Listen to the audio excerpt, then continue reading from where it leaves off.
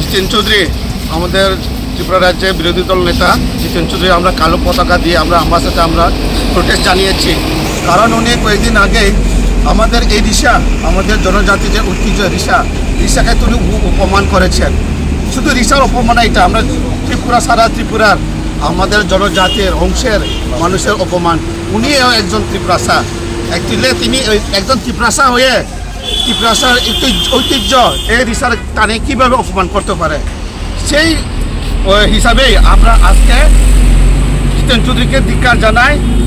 উনি ক্ষমা চাইতে হবে সারা ত্রিপুরা রাজ্যের ত্রিপুরাসাদের কাছে, উনি ক্ষমা চাইতে হবে যে উনি আমাদের এই রিসাকে কেন অপমান করেছেন। আমরা এটাই জবাব চাই জিতেন চৌধুরীর কাছে।